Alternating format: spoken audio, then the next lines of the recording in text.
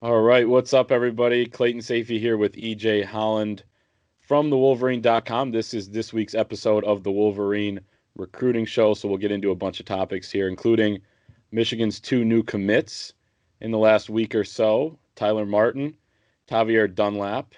We'll talk about the extended dead period, which has now extended to January 1, which is a tough blow for some recruits and even the programs. And then Will Johnson, a five-star 2022 DB, releases his top 10. Michigan makes the cut.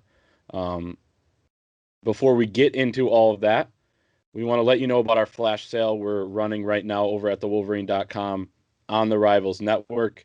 You can use promo code 12 for 1. We got it up on the screen right now, but $12 for a full year subscription to all of our premium content. So EJ's recruiting scoops, premium content on Michigan football, Michigan basketball, a lot more. So do that. It saves you over $87. So you can't beat it over at thewolverine.com. But EJ, what's up, man? How's it going this week?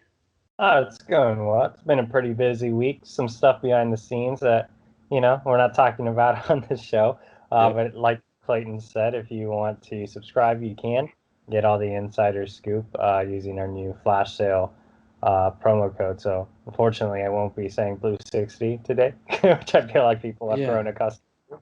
But no, we have some important topics to hit on. Obviously, it was a big weekend for Michigan. I was in New England for Tyler Martin's commitment, and then I was on a plane when Tavir Dunlap decided to commit. We were prepared for it, but it was like, of course he picked a time where I'm like flying home. So sometimes it works out like that. Actually, I feel like it works out like that a lot. Like the recruits like know and they pick out a time when I'm doing things to do stuff. So Well, I mean, you're on Twitter all the time with the videos, so they probably see like a lull for like 2 hours, and they're like, "Okay, EJ's on a flight. Let's get this out there." So, um, okay, let's talk about those new commits. Let's start with Tyler Martin because that was Friday night.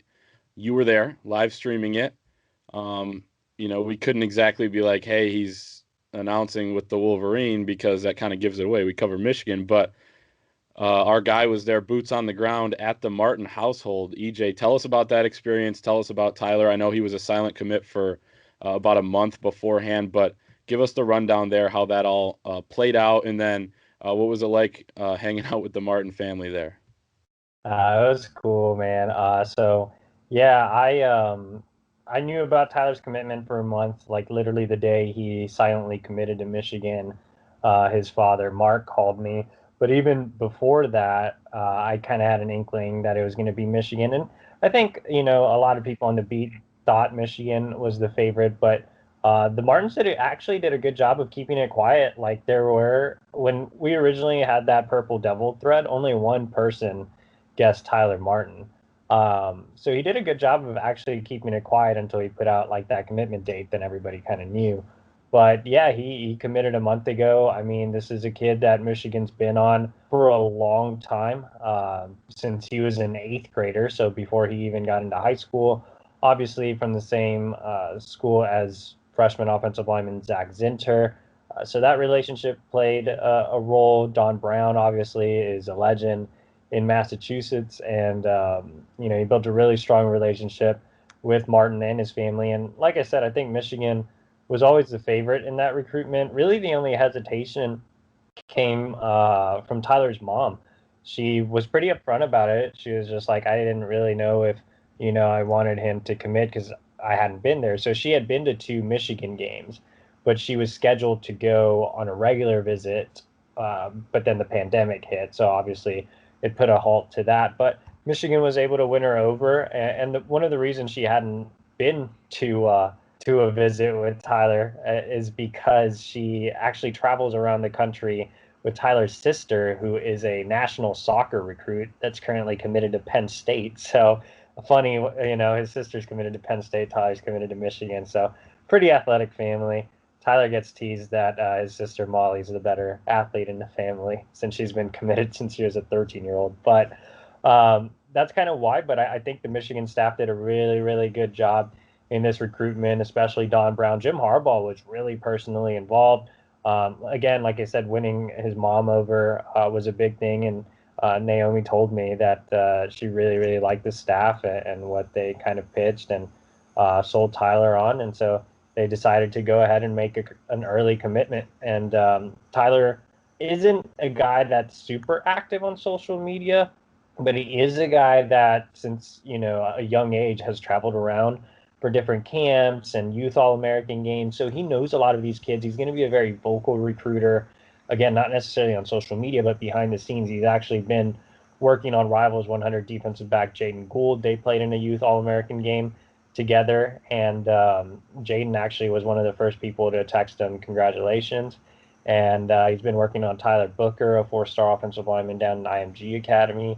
So he's already working on the recruiting trail, and that was kind of a behind-the-scenes look at his recruitment. I mean, the reason I was there is I've known that family for a long time, since even before I was on the Michigan beat. It was funny. I've told this story on the Wolverine, but I met Mark at a Rivals camp, and I didn't know who he was. He came over, he asked me for a roster, me and another reporter who was covering Michigan at the time. And the other reporter kind of just brushed him off. And I, asked him who his son was and had a long conversation with him. And it all kind of just worked out. But yeah, so Michigan did a nice job of closing early.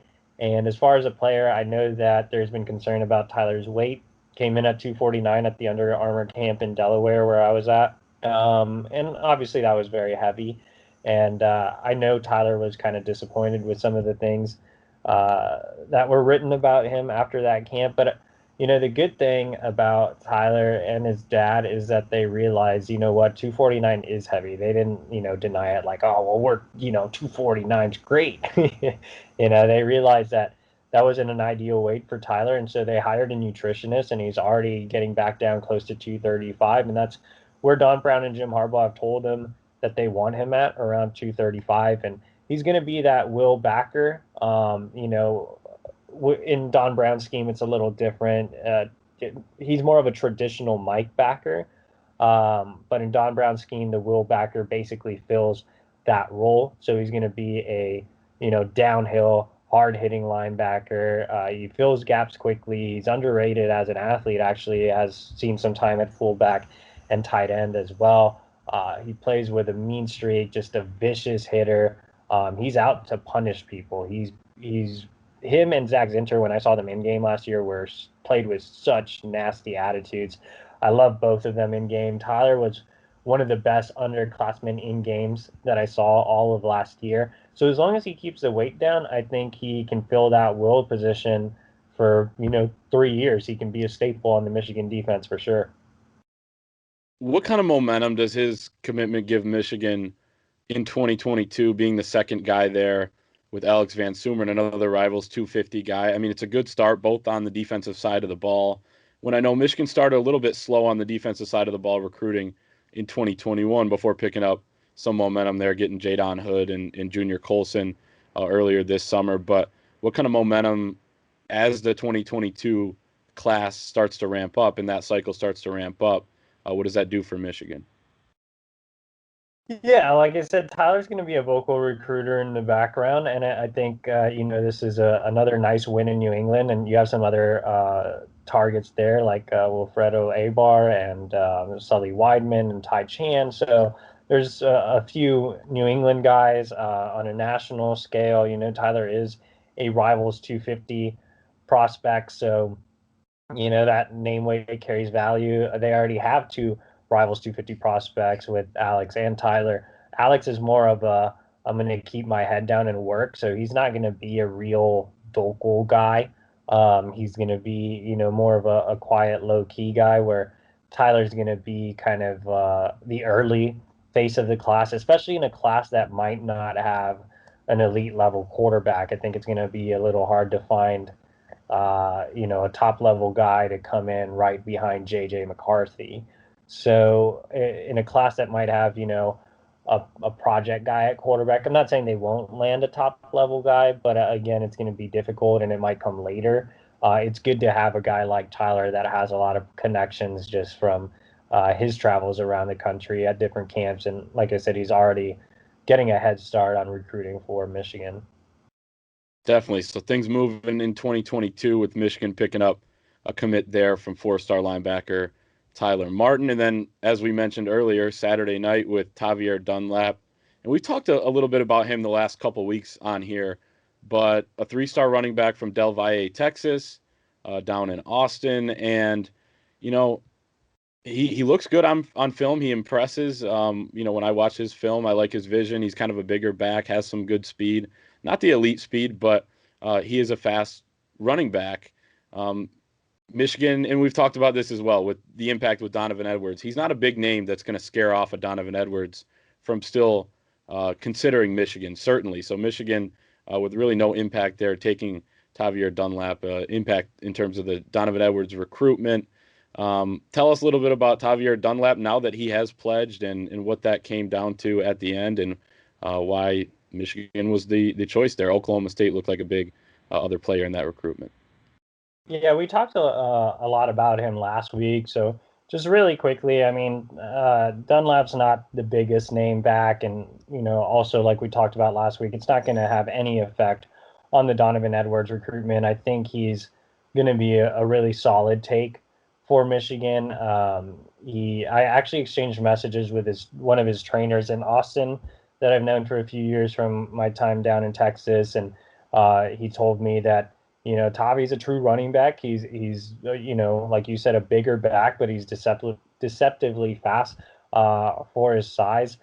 He's not necessarily a great pass catcher out of the backfield, but he's definitely a downhill runner with some burst and has a little more wiggle than some might think. So I like him as that safety net take, and I think he could outplay his ranking. As far as his recruitment, the entire focus had been on Donovan Edwards, but Michigan never really stopped recruiting Dunlap, and they decided to make a hard push. And Jay Harbaugh did a really nice job of recruiting Dunlap and staying in contact and working his coach Charles Burton. So I feel like overall it came down to Michigan and Oklahoma State, and with distance not being a factor because Dunlap is originally from Chicago and most of his family lives in the Midwest. Michigan was actually a pretty easy pick for him. He was another kid that was silently committed for a little while too, so it kind of worked out for Michigan. They get a good back, and it doesn't hurt with Edwards, and so you add another potential playmaker to the arsenal. Yeah, there you go. Michigan securing that commitment there, 2021. So a big weekend, like we mentioned last weekend for the Wolverines. And one of the interesting things about recruiting during the pandemic has been the amount of Zoom calls, the amount of FaceTimes, and you've seen pictures surface here and there, a screenshot of Jim Harbaugh on a FaceTime there with a lot of the other staff and trying to recruit kids virtually. No visits, though. And the NCAA announced this week that the dead period in terms of in-person recruiting will be extended to at least January 2021. It just keeps getting delayed further and further back. And I know you tweeted yesterday that it's kind of devastating for some of these kids that want to see their future home or see potential future homes, see different places. It's certainly has an impact in the recruitment of Donovan Edwards, who we talked about a little bit, just a little bit ago. He hasn't been to Oklahoma. He maybe wants to go back down and check out some schools like Georgia. So, how do you see this playing out with the dead period continuing to get pushed back? I know it's tough, and I feel bad for these kids, most importantly, but even, coaches not being able to get on the road and recruit or even host kids for visit and build that relationship in person. Yeah, I mean, it just sucks. And like some people are like, well, some people are so weird. They're like, devastating is a strong word for this. But like in this scenario, like it is very devastating for those kids and their families. Imagine trying to pick your college without ever having visited at all, and if you're a kid that's from the other side of the country or something, that's kind of scary, you're committing blindly, never really being there. You can only get so much from virtual recruitment, so I think it just sucks for those kids all around. You could maybe have some kids potentially wait until February. That's you're not forced to sign during the early period, though a lot of colleges prefer it, but some of these kids can't even do that if they're enrolling early. So it's just a really crappy situation all around. As far as how it affects Michigan, I think, starting with the negative side first, I think it could affect some of the guys in the class.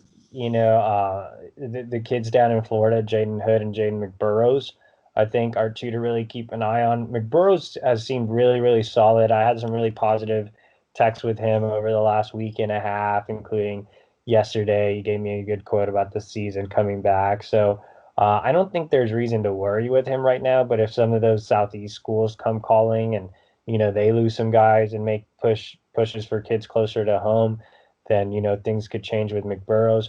Hood is a guy that Miami's been recruiting harder and harder, so that definitely scares me. Even Minnesota's been involved there, so I think Hood is the one that I'd probably be the most concerned about. I know there was some buzz about Casey Finney, and there's definitely some stuff going on with him, but I'm not really gonna get into that at this time because it's a little more of a sensitive issue. So I think maybe just keeping some of those kids that are further away from home that haven't visited is the key for Michigan. Guys like Xavier Worthy and Christian Dixon that are early enrollees that haven't visited, again, it just sucks. I think both of them are trying to fly out to Ann Arbor and just at least take a self-guided tour, but I think both of those kids are locked in. The ones that concern me the most are the Florida kids. On the positive side, I think this plays to an advantage for Michigan in a couple of key recruitments. One being Donovan Edwards. He had visited Georgia in the past, so keep that in mind. But he definitely wanted to make an official visit and get back to Athens and really feel a game day there, feel the atmosphere, and he's definitely not going to get to do that. So I think that helps. He's never been to OU, even though he's talked about taking a self-guided tour there. It's really not the same as an official visit experience. You won't get to meet with the coaching staff or anything. So I think it plays to Michigan's advantage because I do feel like Michigan is really the safe pick now. He's so familiar with Michigan. It's closer to home with everything going on. It makes a lot of sense. And I've been feeling, more confident with Donovan. And I think this is just an extra plus for Michigan. As sad as it is to say that, because, it's a crappy situation for Donovan. It is a plus for Michigan, and I think the same goes for Rayshon Benny. I'm going to have some insider notes on Rayshon Benny. Well, by the time you watch this, they'll probably be up. But I think it really helps with Rayshon Benny too, and that's a guy that Clayton's going to see Friday night as well. So with Benny, I think he's been leaning towards Michigan more, and this might be the final push. He's talked about potentially taking it to February because he really wants to enjoy the official visit experience, but overall, I really like where Michigan stands there. I think it could force a guy like George Rooks, even though he's in New Jersey and not an in-state kid. I think it could force a guy like George Rooks to not to continue to delay his decision timeline. He wants to make it by October 2nd, which is his first game. And I think the fact that he's not going to make any visits is going to propel him into making a decision, on top of the fact that he's already made self-guided tours to all his finalists, including Michigan. I think it helps with Rooks because Rooks is the most familiar with Michigan out of all his finalists, which include Penn State, Boston College, and Pitt. His sister was a grad transfer at Michigan, and he's been to Ann Arbor on multiple occasions, way more than all the other schools. And even George told me when I met with him in New Jersey, hey, Michigan's the school I'm most familiar with. So I think it helps in all those recruitments. But again, a very unfortunate situation for all these guys. It is weird to say that it possibly benefits with some kids, but it's just the reality of it. Especially like the in-state kids and Rooks, like you mentioned. Another in-state kid in 2022, five-star defensive back Will Johnson released his top 10 this week. So I'm going to read off these schools here: Alabama, Arizona State, Georgia, Michigan, Notre Dame, Ohio State, Oklahoma, Penn State, Stanford, and USC, all in the mix for him. Still early in the process, especially for a five-star like him that has all the options in the world. I mean, that's a pretty impressive list right there. But you've been pretty confident, I guess you could say, about Michigan's chances, at least to be in that top group. with his dad playing at Michigan, having that familiarity. He's from Grosse Pointe, Michigan. So your thoughts on Will Johnson here as he releases his top 10? Is this a sign that maybe he's starting to narrow things down, or is this a preliminary top 10 where, hey, these are where things stand right now, and we still have a long ways to go? I think Will's actually narrowing it down just because he's not a big process guy. He's not one that's going to be, all about the drama of the recruitment. Now, I do think his recruitment could have some twists and turns, but not because he wants to be a public drama queen or anything. Will's a very quiet, calculated, smart kid. There's been a lot of pressure for him to stay home and go to Michigan. His dad, Dion, played at Michigan. So at the same time, I know Will loves Michigan. Every time I see him, he's rocking Michigan gear. But I know he's really interested in some of these national programs, and Ohio State is a big factor there as well. I think Michigan is without a doubt in the top half of that group, and probably top three right now. But yeah, I think Will. It's weird to say. Will's narrowing it down to have a set list of schools he can focus on, but I do think now that he's narrowed it down to these schools, he is probably going to take his time with it and just see how everything plays out. I did want to bring up Will on today's show just because he's such a big name, such a big target for next cycle, and yeah, Michigan is making him one of those top overall priorities. Zordich is on the phone with him on a weekly basis. Jim Harbaugh has video chatted with him on a couple of occasions too. He was one of the first kids they reached out to on September 1st, the day that college coaches were allowed to reach out to rising juniors. So definitely a big recruitment to watch for next cycle. But I do like where Michigan stands. Ohio State scares me a little bit, probably more than a little bit, but it's going to be interesting to see how his recruitment plays out once visits open back up. I think the dead period has kind of put his recruitment on a little bit of a lull now that he's released his top schools. Definitely. So Michigan in the mix there. And then last thing to hit on was, we've alluded to it a little bit here, but where we're going to be this weekend. So I will be on Friday night at the West Bloomfield versus Oak Park game. That's Friday. You will be up in Traverse City seeing Joshua Burnham, another top kid there in 2022. So I'll be watching Donovan Edwards. I know Rayshon Benny on the Oak Park side of things. He is injured, so he won't be playing, but we'll hopefully catch up with him. And then Dylan Tatum, a guy we've talked about this week, a possibility to end up at Michigan one day, the 2022 running back and defensive back. So we'll have eyes on all those kids and more, some of the other underclassmen there at West Bloomfield. But EJ, you didn't go to any games last week because you were at Tyler Martin's thing, right? So are you pumped to get back to live football here this week? I know I'm excited. I haven't seen live football in forever at this point, like almost a year, and we haven't had Michigan football, so I'm pumped to get over to a game. But what are you feeling like going into this weekend?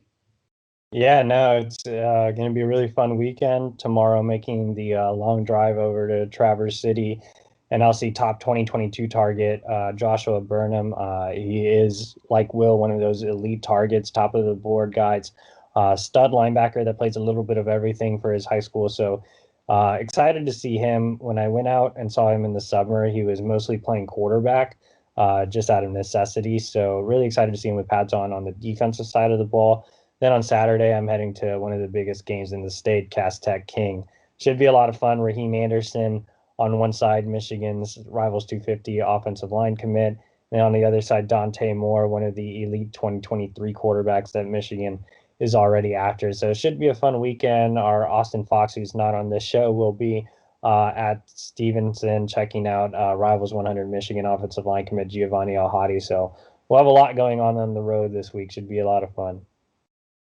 Yeah, what are you most excited for to put on the site this weekend where people can go check that out using promo code 12 for 1? It's up on the screen right now, but $12 for an annual subscription. What should people look out for this weekend? Oh, yeah, we're going to have insider tidbits on all the guys we mentioned, Donovan, Benny, Burnham, all the kids at Cass Tech and King.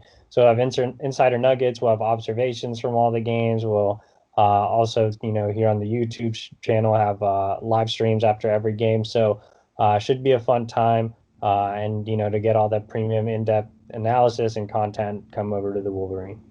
Yep, check it out, everybody. We will see you then. We'll see you next time here on the Wolverine Recruiting Show. Signing off, Clayton, Sayfie, and EJ Holland. We'll see you next time.